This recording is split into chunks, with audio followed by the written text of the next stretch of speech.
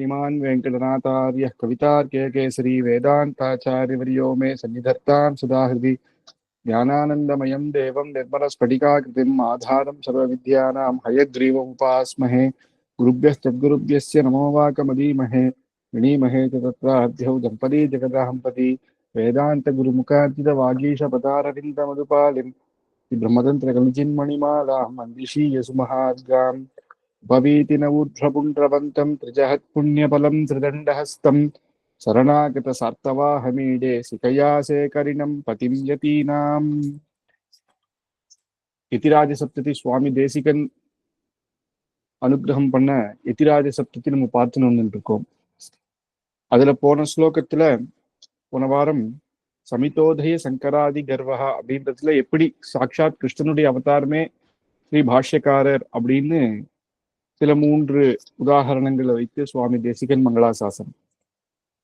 அதுக்கு அடுத்ததும் இந்த எதிராஜ சப்ததி அப்படின்னு பார்க்கும்பொழுது இதுல எல்லாமே இருக்கு. எம்பெருமானாருடைய குணங்கள், அவர் நமக்கு அனுகிரகம் பண்ண கிரந்தங்களினுடைய சில விசேஷ இது எதுக்காக நம்ம ஸ்ரீபாஷ்யாதி எல்லாம் காலக்ஷேபம் பண்ணணும் அப்படின்னா அந்த அவருடைய ஆச்சரியமான அந்த கிரந்தங்களினுடைய விசேஷங்கள் இதெல்லாம் ஒவ்வொன்றாக ஆச்சரியமாக சுவாமி தேசிகன் மங்களாசாசனம் பண்ணிட்டு வர.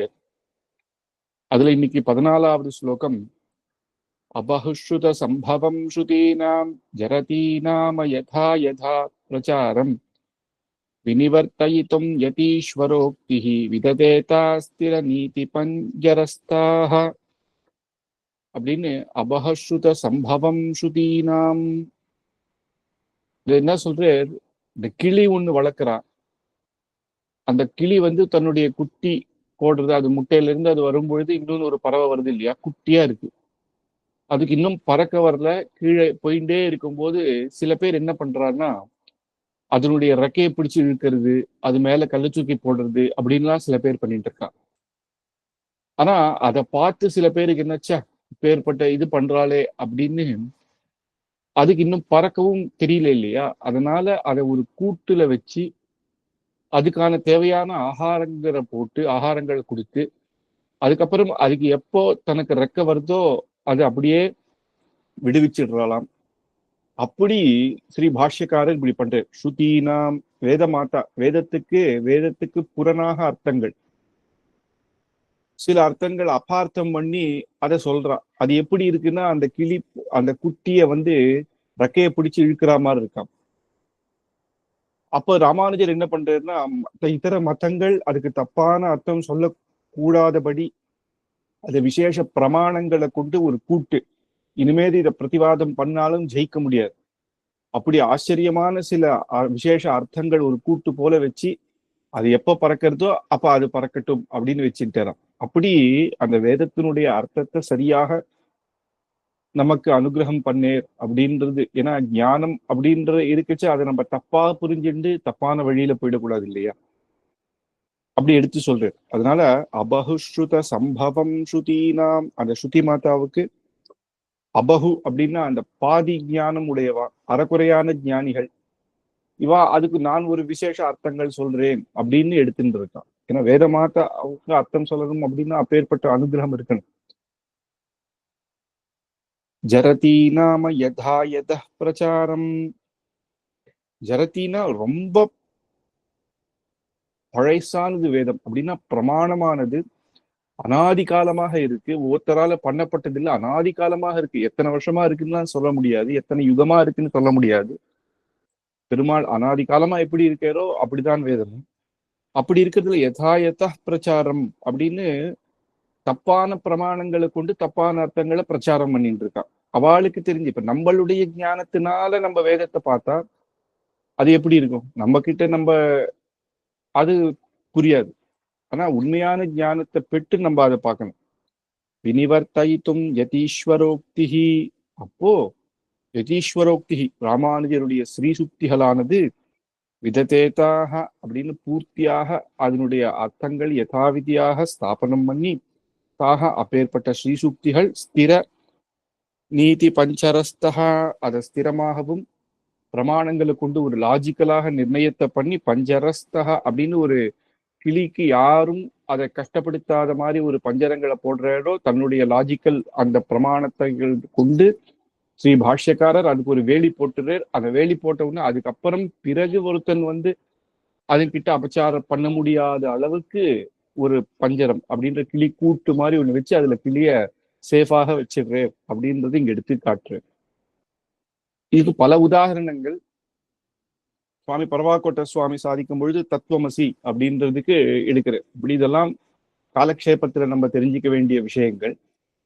தத்துவமசி அப்படின்னு சொல்லும் பொழுதே அது எங்கன்னா அருணர் தன்னுடைய குமாரரான உத்தாலகர் அப்படின்னு இருந்தார் ஒரு மகர்ஷி. அவர் தன்னுடைய குழந்தை ஸ்வேதகீர்த்துக்கு ஸ்வேதகேத்துக்கு அது சொல்லித்தரதே ஒரு ஆச்சரியமா அந்த வேதாந்தத்துல ஒரு உபனிஷத்தாக வருது. இந்த உபனிஷத்து எல்லாமே பார்த்தா ஒருத்தருக்கு சொல்லித்தரு. அப்போ தன்னுடைய குழந்தைக்கு சொல்றாரு, 12 வயசு ஆயிடுத்து, இனிமேல் வேதாத்தியனங்கள்லாம் பண்ணிட்டு அந்த ஞானத்தை பெற வேண்டிய வயசா இருக்கு, நீ போய் படி அப்படிங்கிற. அவர் தன்னுடைய குரு கிட்ட படிச்சு 24வது வயசுல திரும்பி வரான். இவர் கேள்வி எல்லாம் கேட்கிறார், அவரும் நல்ல பதில் தான் சொல்றாரு. ஆனா பரமாத்மா சாட்சாத் பகவானை பத்தி பரமாத்மா விஷயங்கள் எல்லாம் கேட்கும் பொழுது அவருக்கு தெரியல.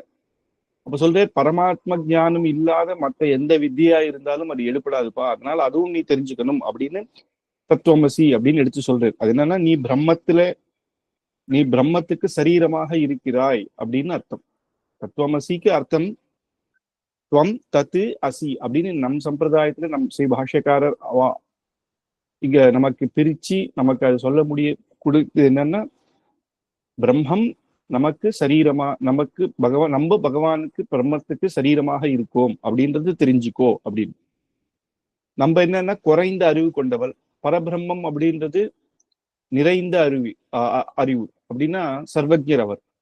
நமக்கு இருக்கிற ஞானம் அப்படின்றது ரொம்ப கம்மி. ஆச்சாரியர்கள் அவ பகவத் கிருபையினால அவ பூர்ண ஞானர்களாக இருக்கா. பகவான் அப்படிங்கிற பூர்ண ஞானத்தோட இருக்கார் இல்லையா. அப்ப அந்த குறைந்த அறிவுள்ள நீ நிறைந்த அறிவான பிரம்மமாக ஆகிறாய் அப்படின்னு அர்த்தம்.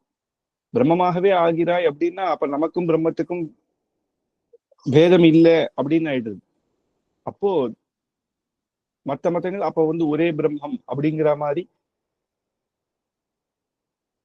அத்வைத்த மதத்துல வியாக்கியானம் பண்றான். ஆனா அப்படி இல்லாம நம்ம பகவானுக்கு சரீரம் தான் அப்படின்னு நம்ம பகவானுக்கு பரபிரம்மத்துக்கு சரீரம் அப்படின்றது வியாக்கியானம். அப்படி அதை சொல்றது மட்டும் இல்ல, அதுக்கான பிரமாண அர்த்தங்கள் எடுத்து சொல்லணும் இல்லையா. ஸ்ருதியிலேயே பேதஸ்ருதி, அபேதஸ்ருதி, கட்டிக ஸ்ருதி இருக்கு.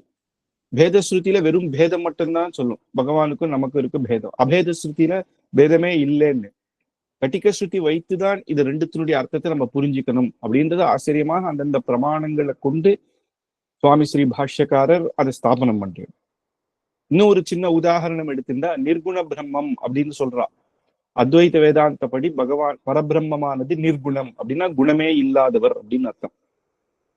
ஆனா நம் சம்பிரதாயத்துல குணம் பரிபூர்ண கல்யாண குணங்கள் அதான நம்ம வந்து கத்தியத்திரயத்துல பூர்ணமாக பார்த்தோம். எல்லா இடத்துலயும் சுவாமி பாஷ்யக்காரர் சொல்லச்ச ஒவ்வொரு குணமே அனவதிக்க அதிசய அப்படிங்கிறது. அனவதிக்கனா எல்லையில்லாத அதிசயமாக ஒசந்து பூர்த்தியாக இருக்கு.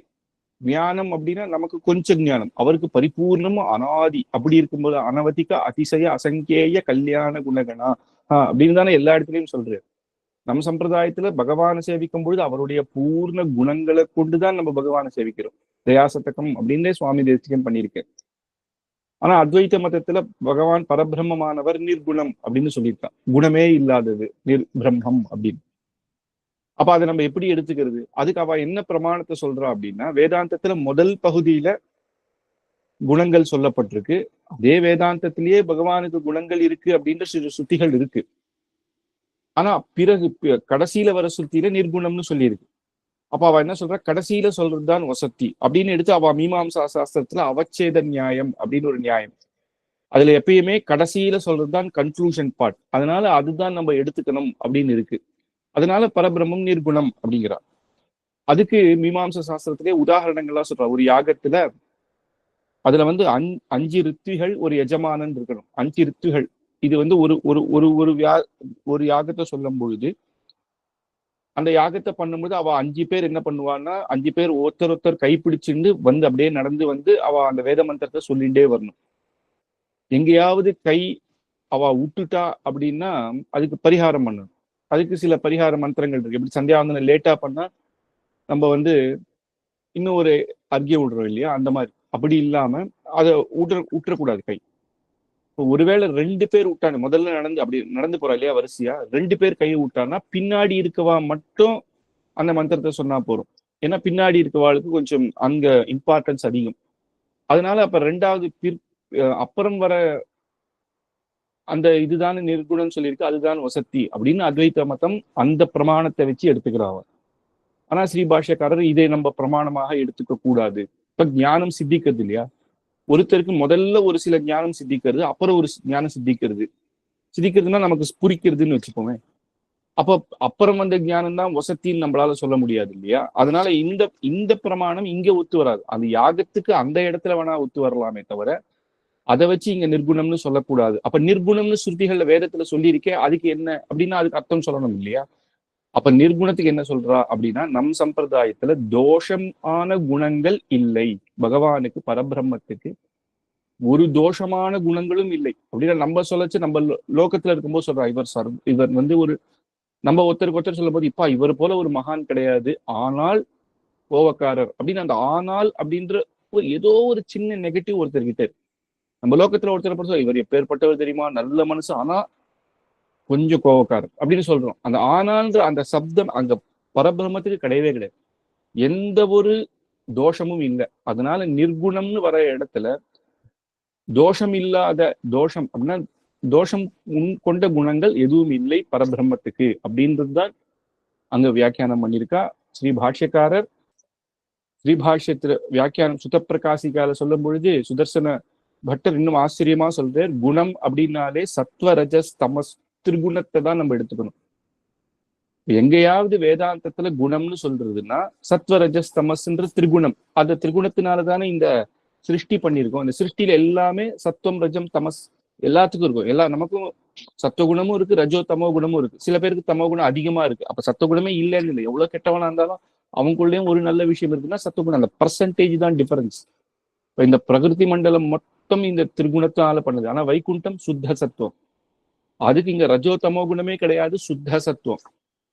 அப்ப பகவானானவர் சுத்த சத்துவம். இங்க சொல்லக்கூடிய இந்த திரிகுணாத்மகமான குணம் இல்லையே தவிர அவர் சுத்த சத்துவம் அப்படின்னு சொல்லப்பட்டிருக்கு. அதுதான் ஸ்ரீ பாஷ்யக்காரருடைய நிர்ணயம். அதனாலதான் நம்ம சஹஸ்ரநாமத்துல கூட சூன்யாகான்னு ஒரு பதம் வரும். பகவானுக்கு ஒரு திருநாமமே இருக்கு, சூன்யாக அப்படின்னு. சூன்யா அப்படின்னா என்ன அப்படின்னா, பௌத்த மதத்துல சொல்ற சூன்யம் அப்படின்னு லோகமே சூன்யம் அப்படிங்கிறாங்க, அப்படி கிடையாது. அவ வியாக்கியானம் பண்ணும் பொழுது பெரியவா அவ என்ன பண்றா, நிர்குணம் அப்படின்னு சொல்றான். நம்மளவா தோஷ சூன்யா அப்படின்னு, தோஷமே இல்லாதவன் பரபிரம்மம் அப்படின்னு எடுத்து சொல்றோம். அப்படி அந்த குணத்துக்கு இதுதான் அப்படின்னு எடுத்து அந்த வாக்கியத்தை எல்லாம் பிரமாணத்தை கொண்டு காட்டுறது இல்லையா. அது எப்படி இருக்குன்னா, அந்த வேதத்தினுடைய அபார்த்தங்கள் ஆகக்கூடாதபடி அது ஒரு பஞ்சரமாக வெளியிலிருந்து ஒருத்தன் அதை கல்ல தூக்கி அடிக்கிறதோ அதனுடைய ரெக்கையோ பிக்க முடியாத அளவுக்கு ஒரு கம்பீரமான சுத்தி வேலியை போட்டிருக்கேன் சாட்சாத் ஸ்ரீ பாஷ்யக்காரர். அதனால பாஷ்யக்காரர் இல்ல, யதீஸ்வரோக்தி அப்படின்னு அவருடைய ஸ்ரீ சுக்திகள், அந்த ஸ்ரீ சுக்திகள் அந்த வேதத்துக்கு அப்பேற்பட்ட அர்த்தங்கள் அபராத அர்த்தங்கள் இல்லாத பண்ணிடுறது அப்படின்னு ஆச்சரியமாக எடுத்து இந்த உதாரணத்தோட ஸ்ரீ சுவாமி தேசிகன் மங்களாசாசனம் பண்றோம். இதுக்கு அடுத்த ஸ்லோகம், அமுனா தபநாதி சாயி பூம்னா யதிராஜேன நிபத்த நாயக ஸ்ரீஹி மகதி குரு பங்கிஹாரயஷ்டிஹி விபுதானாம் ஹிருதயங்கமா விபாதி. சுவாமி தேசிகனுக்கு ஒரு ஆச்சரியமான ஒரு ஹாரம் சாதிக்கணும்னு ஒரு ஆசை. எப்படிப்பா, அவர் தங்கத்தையே வாங்கிக்க மாட்டேன்னு சொன்னவராச்சு அவர். அதுதான் இங்க, ஏன்னா குரு பங்கி ஹாரயஷ்டி, அந்த ஆச்சாரியர்கள் ஒவ்வொருத்தர் ஒவ்வொரு ரத்னம். நம்ம ஏற்கனவே பார்த்துட்டு வந்தோம் இல்லையா, லக்ஷ்மிநாத சமாரம்பாம் நாதயாமன மத்தியமாம்னு அந்தந்த ஆச்சாரியர்கள் ஸ்ரீ பாஷ்யக்காரர் அப்பேற்பட்ட ஆச்சாரியர்கள். அதான் மகதி குரு பங்கி ஹாரயஷ்டிம் அப்படின்னு ரத்னங்களால ஒரு ரத்னம் ஒவ்வொரு ஆச்சாரியர்னு வச்சிருந்தா மகத்தினா அப்படி அளவில்லாத, அப்படியே சந்தோஷமாக எத்தனை கௌரவத்தை சொன்னாலும் அதுக்கு மேல நம்மளால சொல்ல முடியாது. அப்பேற்பட்ட குரு பங்கி ஹாரயஷ்டிம், அப்பேற்பட்ட மாலை. அந்த ஹாரத்தை அதுல நடுவுல ஒரு ஹாரம்னு வந்தனா இந்த பக்கம் சில ரத்னங்கள், இந்த பக்கம் சில ரத்னங்கள் இருக்கும். நடுநாயக்க கல் அப்படின்னுவா. நடுநாயக்கமாக ஒரு பெரிய டாலர் பெண்டன்ட் போட்டுட்டா அந்த நடுவுல இருக்கிறது நெக்லஸ்லயே இன்னும் பெருசாக நடுவுல ஒரு அழகா இருக்கும். அதுதான் ரொம்ப கண்ணுக்கு தெரியும். அந்த நடுவுல எதுன்னா எதிராஜேன நிபத்தநாயக ஸ்ரீஹி அப்படின்னு எதிராஜர், எதிகளுக்கெல்லாம் ராஜாவான சிரேஷ்டரான ஸ்ரீ பாஷ்யக்காரர் அவர்தான் அந்த நடுநாயக்கத்துல நடுவாக இருக்கிற ஒரு ஹாரமாக இருக்கு. அப்ப அதுக்கு அவருக்கு முன்னாடி இருக்கிறவாள்லாம் அவருடைய முன் ஆச்சாரியர்கள். அப்புறம் ராமானுஜ சம்பிரதாயத்துக்கு அப்புறம் வந்த ஆச்சாரியர்கள் 74 சிம்ஹாசனாதிபதிகள்.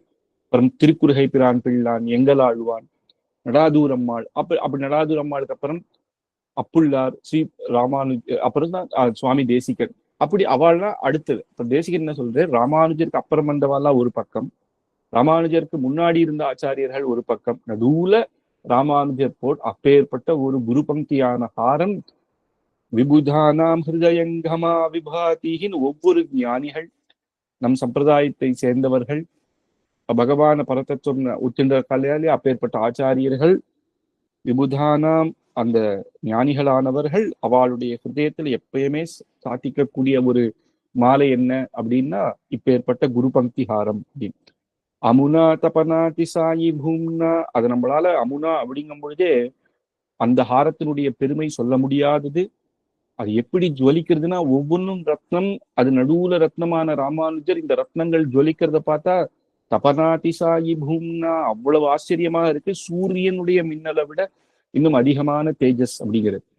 ஏன்னா சூரியன் அப்படின்னா இருட்டிலிருந்து நமக்கு வெளிச்சத்தை கொடுக்கிறவர் சூரியன். அஜ்ஞானமான இருட்டிலிருந்து, இருட்டுன்னு சொன்னாலே வேதாந்தத்துல அஜ்ஞானம், அந்த அஜ்ஞானமான இருட்டிலிருந்து நமக்கு ஞானத்தை கொடுக்கக்கூடியவர் இப்பேற்பட்ட குருக்களாக இருக்கிறதுனால ஞானமான அந்த இது ரொம்ப நமக்கு முக்கியம். அதனால தானே நம்மளால உஜ்ஜீவனம் பண்ண முடியும். அங்கேருந்து சாட்சாத் பகவானுடைய திருவடி அடைந்து அந்த ஆனந்த லோகத்துல இருக்க முடியும்னா ஆச்சாரியர்களுடைய அனுகிரகம் இல்லாத முடியாது. அப்ப அந்த ஆச்சாரியர் அப்படின்னும் போது நம்மளுக்கு ரெண்டுமே முக்கியம். சம்பிரதாயம் வழி வந்த ஆச்சாரியர்கள். இப்ப நானா ஒருத்தர் புஸ்தகம் எடுத்து படிச்சு அதை ஒருத்தருக்கு சொன்ன அப்படின்னா அது ஏற்புடையது இல்லை. அப்பேற்பட்ட ஒருத்தர் நம்ம இதுல சம்பிரதாயத்துல கேட்கும்போது இப்ப இவர் நீர் நீர் மகா வித்வானா இருக்கிறே, யார்கிட்ட காலட்சேபம் பண்ணேர் அப்படின்னு தான் சொல்லுவா. ஏன்னா அது சம்பிரதாயமாக வரணும். சம்பிரதாயம் அப்படின்னு சொல்லும்போது தான் சித்தம் சத் சம்பிரதாயே அப்படின்னு சொல்லும் பொழுது அந்த லட்சுமிநாத சமாரம்பாம் ஸ்ரீ பாஷ்யக்காரர், அவருக்கு அப்புறம் பல ஆச்சாரியர்களாக 74 சிம்மாசனாதிபதிகள், அந்த கிரமத்துல வர அந்த அந்த சம்பந்தத்தை சேர்ந்த எந்த ஆச்சாரியர்களாக இருந்தாலும் நம்ம ஆசிரிக்கலாம் இல்லையா? அதனால அந்த சம்பிரதாயம் ரொம்ப முக்கியம். அதை சொல்றதுதான் இந்த குரு பங்கி அப்படிங்கிறது. அந்த விஷயங்கள் ஆச்சாரிய முகேன நம்ம கத்துக்கிறது தான் நமக்கு அது வசதி. நம்மளா படிச்சு கத்துக்கிறதுன்றதுல அது அபத்தமாக போயிடும். அதனால இப்பேற்பட்ட ஹாரத்தை தான் சுவாமி தேசிகன் விரும்புறேன். இன்னைக்கு கூட பார்த்தா தூப்பல்ல சுவாமி வேதாந்த தேசிகர் மங்களாசாசனத்துக்கு அங்க காஞ்சிபுரத்துக்கு போகும்போது அவருடைய கிரீட்டம் இருக்கும். ஆச்சரியமான கிரீட்டம். அது பாண்டியன் கொண்ட பெரிய கிரீட்டம். பகவானுடைய தேசிகனுடைய திருமேனியே பெருசு. அந்த திருமேனியில பார்த்தா நடுவுல பாஷ்யக்காரர், அது சுத்தி ரத்னங்கள் இருக்கும். அதுக்கப்புறம் சில ஆழ்வார்கள் இருக்கும். அவ்வளவு பெரிய கிரீட்டம் அது. பெருமாள் கிரீட்டம் எல்லாம் கூட சின்னதா இருக்கும். அந்த தேசிகன் இதுல பார்த்தா ஆழ்வார்கள், நடுவுல ஸ்ரீ பாஷ்யக்காரர். அந்த மாதிரி பல விதமான ஹாரங்கள் இன்னைக்கு சுவாமி தேசிகன் இருக்கு. அவர் கிரகஸ்தாசிரமம் அவர் இருக்கும் பொழுது விபவ ஆசிரமத்தில் விபவாவதாரத்துல இருக்கும் பொழுது அது தொடக்கூட இல்லை தங்கத்தை. ஆனா இன்னைக்கு பக்தர்கள் ஒவ்வொரு அவர் பண்ணேர், ரங்கநாதனை பத்தி பண்ணேர், அப்ப ரங்கநாதன் ஹாரம் இருக்கு. அப்படி பல ஹாரங்கள் பல கிரந்தங்கள் மூலமாக தத்துவமுக்தா கலாபம் அப்படின்னு சித்தீஸ்வரன் அப்படின்னு சொல்லக்கூடிய அந்த தத்துவமாகவே தத்துவமுக்தா கலாப ஹாரம்னு இருக்கு. ரங்கநாதனுக்கு இருக்கு, அடுத்தது தூப்பல் தேசிகனுக்கு இருக்கு. ஏன்னா அந்த தத்துவமுக்தா கலாப ஹாரத்தை தேசிகன் ரங்கநாதனுக்கு சமர்ப்பிக்கிறார் இல்லையா? அது ஹாரமாவே இன்னைக்கும் இருக்கு. அந்த காலத்திலேயே ராஜாக்கள் பண்ணி கொடுத்துருக்கா. அதே மாதிரி ஹாரம் தேசிகனுக்கும் இருக்கு. ஏன்னா அவர் பண்ணேர் அப்படி பெருமாளுக்கு அப்படி பலஹாரம். அதுல இது முக்கியமா என்ன சொல்றேன்னா யதிராஜேன்னு நிபத்த நாயக ஸ்ரீ மகதி குரு பங்கி ஹாரயஷ்டிம் அப்படின்னு குரு பங்கி, அந்த குருக்களோட சேர்ந்த ஒவ்வொரு ஹாரம் இருக்கிறதுன்றது ஆச்சரியமான இது. அதுதான் எப்பயும் மகா ஞானிகள் சாத்திக்க விரும்புவா அப்படின்னா சுவாமி தேசிகன் விரும்புறதே அப்பேற்பட்ட ஒரு ஹாரத்தை தான். அப்படி இதுல இருந்தே தெரிஞ்சுக்கணும் சுவாமி தேசிகன் அப்படின்னா ஸ்ரீ பாஷ்யக்காரருடைய ஸ்ரீ சுக்திகளை எவ்வளவு அனுபவிச்சு அதை தான் தன்னுடைய கிரந்தங்கள்ல ஒவ்வொரு இடத்திலையும் பிரமாணமாக காட்டி, எத்தனை கிரந்தங்கள் 120 கிரந்தங்கள் விஸ்தாரமாக எந்த இடத்துலயும் எப்பையும் ராமானுஜருடைய சம்பிரதாயத்துல நமக்கே கூட அர்த்தங்கள் சிலது இது இப்படி இருக்குமோ, அது அப்படிதான் ராமானுஜர் சொல்லியிருப்பேரோ அப்படின்னு சந்தேகப்படாத அளவுக்கு அத்தனை கிரந்தங்கள்ல விசேஷமாக நமக்கு கொடுத்திருக்கார் சுவாமி தேசிகன். அதுதான் இங்க இடத்துல ராமானுஜருடைய ஆச்சாரியர்களை சொல்லும் பொழுது, ராமானுஜருக்கு முன்னாடி இருந்த ஆச்சாரியர்கள் நாட்டமுனிகள், ஆளவந்தார், இவாள்லாம் பார்த்தா ராமானுஜருடைய திருமுடி சம்பந்தத்தை கொண்டவா. ராமானுஜருக்கு அப்புறம் வந்த ஆச்சாரியர்கள் ராமானுஜருடைய திருவடி சம்பந்தத்தை கொண்டு வந்தவா. இதனாலதான் இந்த ஸ்லோகத்தை பிரமாணமாக வச்சுதான் நம்ம கல்யாணங்கள்ல பத்திரிகையில ஏதோ ஒரு பெரிய விஷயத்துல நிறைய ஆச்சாரியர்கள் போக வேண்டிய அவசியம் இல்லை. ஸ்ரீமதே ராமானுஜாய நமகான்னு போட்டாலே அத்தனை ஆச்சாரியர்களையும் நம்ம சேர்த்துண்டா மாதிரிதான். இன்றைய பரியந்தம் அஸ்மதாச்சாரிய வரைக்கும் ஸ்ரீமதே ராமானுஜாய நமகா அப்படின்னு சொன்னாலே அது அத்தனை அர்த்தமும் வந்துடும். ஏன்னா மத்த ஆச்சாரியனா ராமானுஜருடைய திருவடி சம்பந்தத்தை பெற்றவா, முன்னாடி ஆச்சாரியர்கள் ராமானுஜருடைய திருமுடி சம்பந்தத்தை பெற்றவா. அதனால எல்லா ஆச்சாரியரும் சொன்னபடி ஆயிடும். இப்படி இந்த இதை வச்சுதான் ரத்னம் அப்படின்னு குரு பங்கி ஹாரயஷ்டிம் அப்படின்னு சொல்றதை வச்சுதான் நம்ம கூட யதிராஜ ஸ்தோத்திர ரத்னமாலா அப்படின்னு நம் சம்பிரதாயத்து ஆச்சாரியர்கள் ராமானுஜர் மேல பண்ண அந்த ஸ்லோகங்களை வச்சு ஒரு வியாக்கியானம் பண்ணி ஒரு புஸ்தகம் போட்டோம். அதுக்கும் அந்த யதிராஜ ஸ்தோத்திர ரத்னமாலா அப்படின்னு பேரு வச்சதுக்கே இங்க சுவாமி தேசிகனுடைய ஸ்தோத்திரத்தை ஒரு இது வச்சுதான். அப்படி ஆச்சரியமாக இருக்கு. இதுக்கு அடுத்தது 16வது ஸ்லோகம். அலூனபக்ஷஸ்ய யதி க்ஷமாப்ருதஹ விபாதி வம்சே ஹரிதத்வமக்ஷதம் யதுத்பவாஹ சுத்த சுவ்ருத்த சீதளாஹ பவந்தி முக்தாவளி பூஷணம் புவஹ. முதல்ல என்ன சொன்னேர்? தனக்கு அப்படின்னா நமக்கு அப்பேற்பட்ட ஞானிகளுக்கும் ஹாரமாக இப்பேற்பட்ட குரு பங்கி ஹாரம் இருக்கும், அது நமக்கு அலங்காரமாக இருக்கும் அப்படின்னு சொன்னேர். இப்ப என்ன சொல்றதுன்னா, பூமாதேவிக்கே ஒரு அலங்காரமான ஒரு பூஷணம் எது அப்படின்னா ஸ்ரீ ராமானுஜருடைய திருவடி சம்பந்தத்தை பெற்றவர்களாலே பூமாதேவிக்கு எப்படி இருக்குன்னா தனக்கு ஒரு ஹாரத்தை போட்ட மாதிரி இருக்காம். இவாள்லாம் அப்படி இருக்கிறதுனாலதான் ராமானுஜருடைய திருவடி சம்பந்தத்தை பெற்று இருக்கவா எல்லாரும். அலூன பக்ஷஸ்ய யதி க்ஷமாப்ருதஹாம்.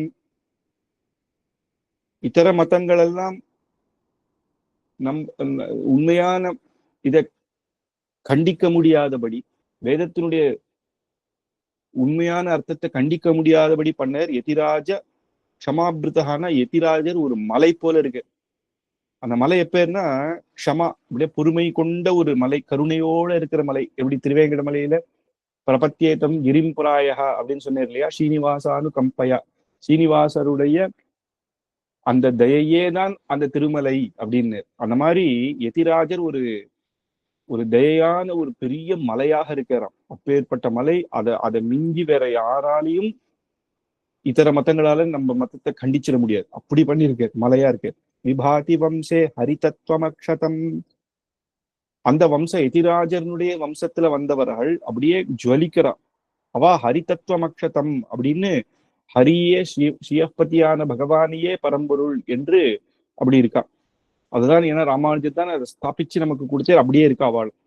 விபாதி வம்சே அப்படின்னு சொல்லும் பொழுது ராமானுஜருடைய வம்சம் அப்படின்னா அவர் தான் எத்தியாச்சு. அவருடைய வம்சம் அப்படின்னா அவரை ஆசிரியிச்ச சகல ஸ்ரீ வைஷ்ணவர்களும், ராமானுஜரை ஆசிரியிச்ச எல்லாரும், இந்த சம்பிரதாயமே ராமானுஜர் சம்பிரதாயம் தான் சொல்றோம். பெருமானார் தரிசனம் அப்படின்னு.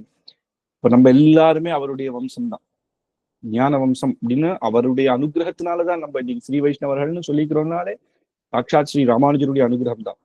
எதுத்பவாக, அவ எப்படி இருக்கான்னா ராமானுஜர் வம்சத்துல வந்தவர்கள் அப்படின்ற அந்த பட்சம், ராமானுஜ பட்சத்தை ஏத்துண்டு ராமானுஜருடைய திருவடி அடைந்தவர்கள் எப்படி இருக்காருன்னா சுத்தமாக இருக்கா. சுத்த சத்துவம் அப்படின்னு, சுத்த சத்துவம்னு சொல்ல முடியாது, வெறும் சத்துவகுணத்தோட கலந்து இருக்கா. சத்துவகுணம் அதிகமாக இருக்கு.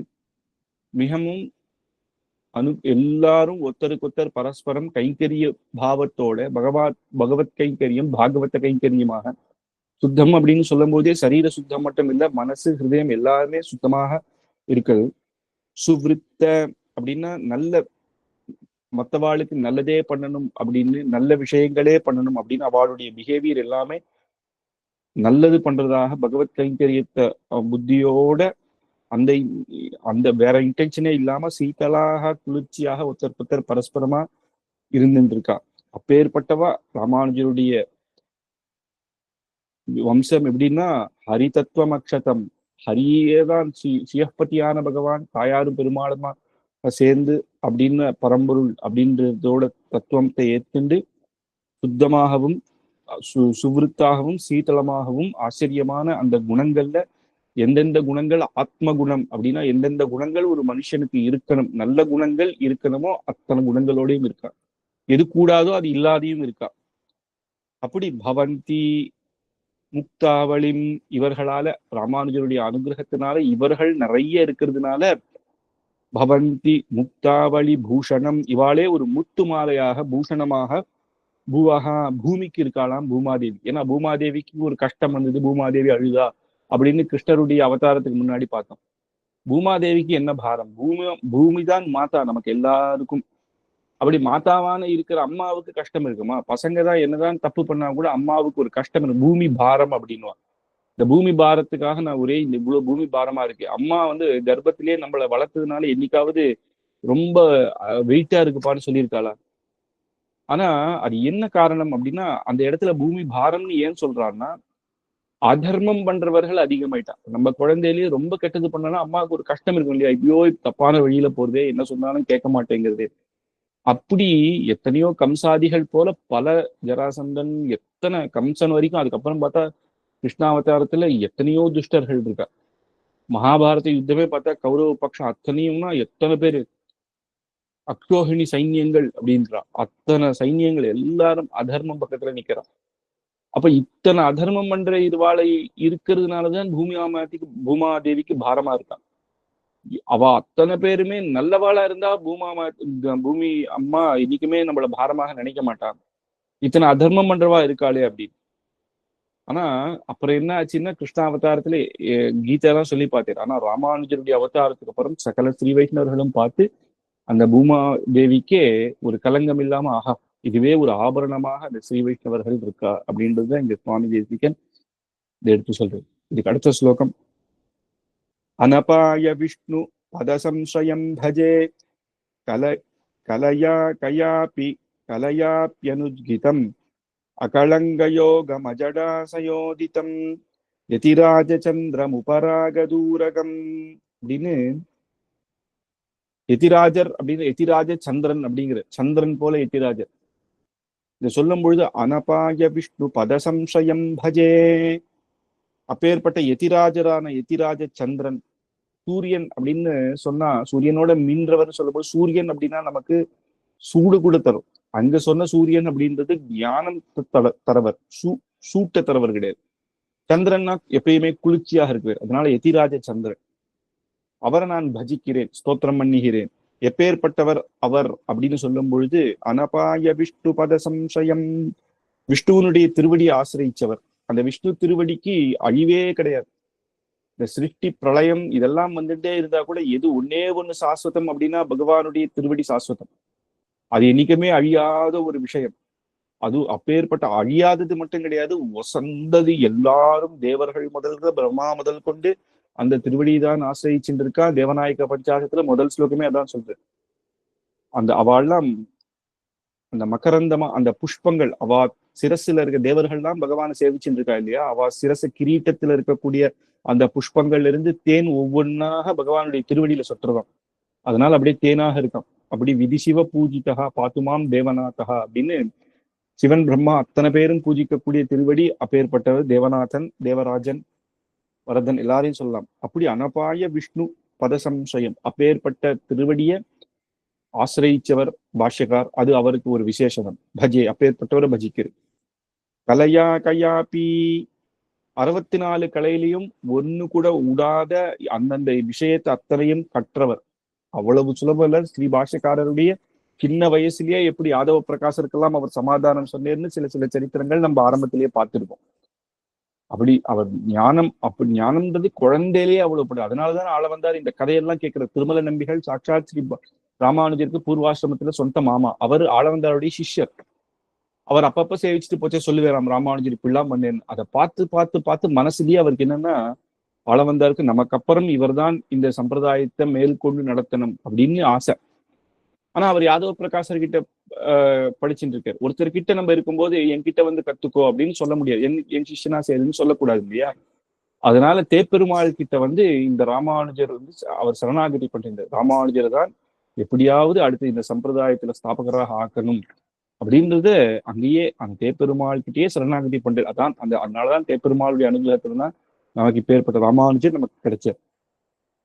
அதனால அவர் அத்தனை கலைகளையும் ஒண்ணு கலையா பனுஜிதம் அப்படின்னு ஒண்ணு கூட விடாத ஒரு இது கூட விடாத அத்தனையும் கற்றவர். அகலங்க யோகமஜடா சயோதிதம் அப்படின்னா அவருக்கு எந்த தோஷமும் இல்லை. சந்திரனுக்கு கூட சில தோஷங்கள் இருக்கு. சந்திரன் என்னன்னா அப்படியே பூர்ண சந்திரனாக ஆகும். சின்னதுல இருந்து கொஞ்சம் கொஞ்சமா பெரியவராகும். அதுக்கப்புறம் மறுபடியும் குறைஞ்சுட்டே வந்து அமாவாசை பௌர்ணமி மாறிண்டே இருக்கும். இவரோ பூர்ணம், எப்பயுமே பௌர்ணமி தான். அப்பேற்பட்ட இவர் ஞான சந்திரன், எதிராஜ சந்திரன், அகலங்க யோக. அதனால இவருக்கு அந்த எந்த தோஷமும் கிடையாது. அந்த ஞானம் அப்பேற்பட்டது, அபரிமிதமானது. மஜடா சயோதித்தம் அப்படின்னும் போது இவர் எப்பேற்பட்டவருடைய ஹிருதயத்துல இருப்பேர் ஸ்ரீ பாஷ்யக்காரர்னா மகா ஞானிகள்னா அந்த பகவத் விஷயத்தை தெரிஞ்சின்றவா, பாகவத கைக்கரியத்தை புரிஞ்சின்ற அப்பேற்பட்ட மகா ஞானிகளுடைய ஹிருதயத்திலேயே இருப்பார். துஷ்டர்கள் ஹிருதயத்துல இவர் இருக்கவே மாட்டார். அப்பேற்பட்டவர், அப்பேற்பட்ட எதிராஜ சந்திரன். முபராகதூரகம். இன்னும் என்னன்னா இந்த இந்த லோகத்துல இருக்க, லௌகீகத்துல இருக்க தனத்தும் அதெல்லாம் ஆசைப்படாத உத்தரம், அதுக்கு பல தூரமாக இருக்கு. முபராக தூரகம். அப்பேற்பட்ட எதிராஜர் அப்படின்னு எதிராஜருக்கு இவ்வளவு விசேஷனம். முதல்ல என்னன்னா அழியாது அப்பேற்பட்ட சாட்சாத் மகாவிஷ்ணுவனுடைய திருவடியை ஆசிரியிச்சவர் அப்படின்னு. 64 கலையிலும் ஒண்ணு கூட உடாத கற்றவர் அப்படின்றது 2வது விசேஷனமாக இருக்கு. அதுக்கப்புறம் அவருக்கு எந்த தோஷமும் இல்லை அப்படின்றது இருக்கு. அதுக்கப்புறம் யாருடைய நல்ல மகா ஞானிகளுடைய ஹிருதயத்துல இருக்கிறவர் அப்படின்னு.